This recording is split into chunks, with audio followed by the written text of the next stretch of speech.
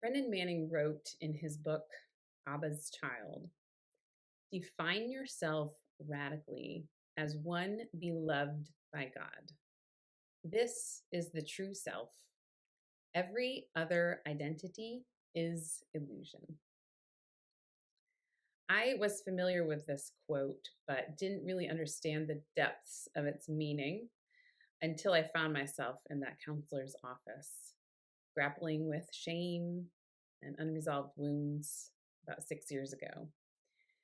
It was as if there was a blank space in my heart where my identity was intended to be. And I simply could not see myself as God saw me.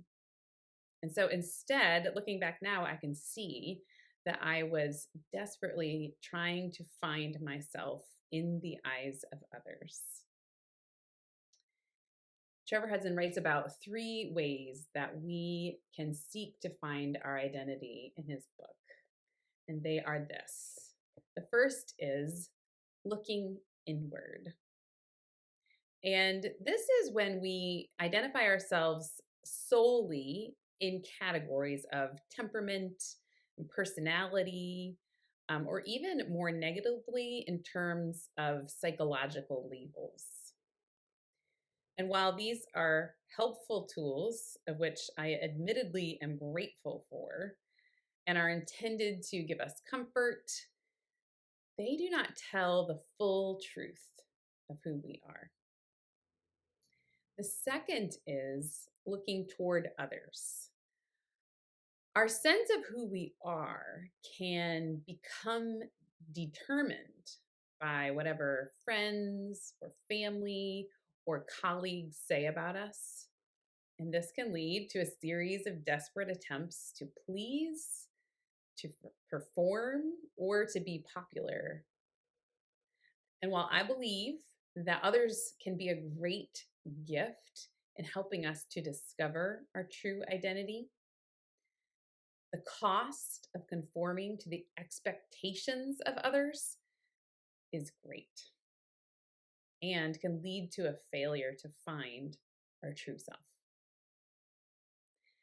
The third is looking toward achievement. It's easy to assume that there's an automatic relationship between accomplishment and an inner sense of significance. However, this source of identity results only in a need to strive to be known and loved, to find our identity, rather than a deep assurance that we already are known and loved. I appreciate Trevor's description in his book of the perils of defining ourselves in these ways. He writes in chapter 2, I know well from personal experience the deadening effects of not knowing who and whose we are. When we are uncertain about our true identity, the inferiority disease spreads throughout our lives. We think thoughts and mouth phrases like, I'm no good. I can't do anything right. I'm no use to anyone. I'll never be able to do it. I can't accept myself. And the list goes on. Later, he writes of another peril of not finding our identity as God's beloved. Alternatively, in our uncertainty about our identity, we go to the opposite extreme. We climb lofty pedestals and manufacture glittering facades of ourselves as successful, competent, and adequate. Behind these masks, we hide our feelings of vulnerability and inadequacy. Nothing scares us more than public failure or weakness. We over-identify with our strengths, struggle to accept any limitations, and believe that we can do all things. People around us, especially those with whom we have close contact, complain that they do not feel close to us. They tell us that we are aloof, distant, and cold, The pedestal, we find out, becomes a very lonely place.